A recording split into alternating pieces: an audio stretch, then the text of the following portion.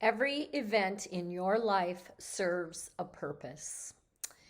Don't we just wish that all the events were positive? Well, they're not. And if anything is an indication in my life, I must admit, as I look back on the past, that it was the most challenging events that I had and that I experienced that made me grow the most. So many times we resist life. We resist what is happening in the moment because we want it to be different. And when we resist, we're struggling, we're forcing. In fact, we make it worse, and we make it worse for ourselves. In every event, in every moment, there is a hidden message that is unfolding.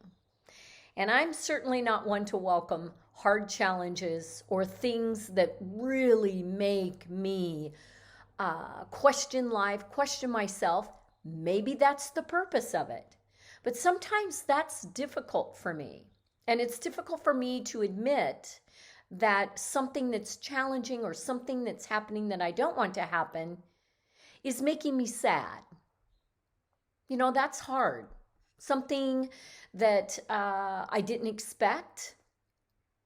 Now, I think it's important, and I'm learning in my life, that I embrace all the feelings and emotions that are surrounding anything, any event, any situation that's happening in my life. I need to embrace all those emotions. That's very healthy. To admit or to avoid those feelings and emotions is to stuff it down and to force, again, struggling against what's happening, and to force those feelings and emotions to hide, to be avoided, to not allow it to process and express. And in that, I am causing more tension, more frustration, more of what I don't want in life. I know I'm going towards a goal. I know what I want to do is good. I know I want more good in my life. And the things that are challenging me, the blocks that come up, have a hidden meaning if I just take the time to look and contemplate and realize that that challenge was exactly what I needed. And the same goes for closed doors. I've had many closed doors or physically someone saying, no, you shouldn't be doing this.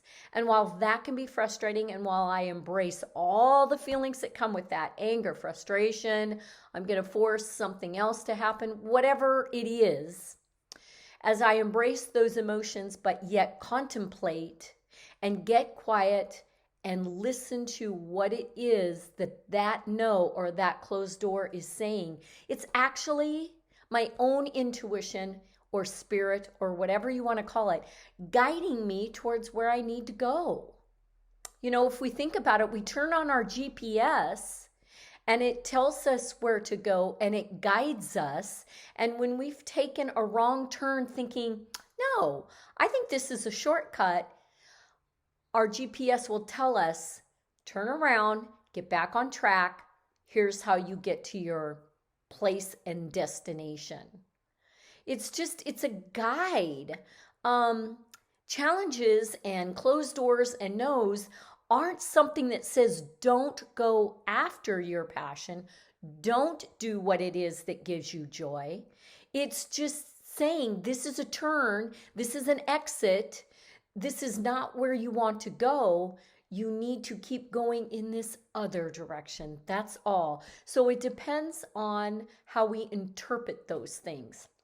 And again, I'm not saying avoid the emotions that come with all of that a challenge can bring, or that a situation that we don't want can bring. But if we look for that hidden meaning, if we look for what that teaching moment is teaching us, then we can gain so much more from that closed door and from that person saying no, and from something saying, you know what, this isn't really what you want. If we just take the time to contemplate and get still, and that's just it. Everything goes back to our body. Everything goes back to that intuition and spirit and knowing what gives us joy, and to allow for something to end so something else can begin. That's the whole thing. Closed door, as we all know, means that other doors are opening, and the right doors. It all comes down to trust and faith, and to know that our intuition and spirit will guide us where we need to go, and to really get quiet and allow that to speak to us. And allow the present moment, whatever it holds, to teach us in that moment without dragging in the past or without worrying or going 10 steps ahead in the future on our to-do list. Just allowing the present moment to unfold and accepting, and it just changes your entire body. And it just brings more fulfillment and also gets you in tune with that intuitive part of yourself. That's all it's doing. All of life is allowing that. Through the challenges, through the good stuff, through it all. It is teaching you to be more in connection with your body, which is what is needed in order to fulfill our passion and our purpose and bring meaning to our lives.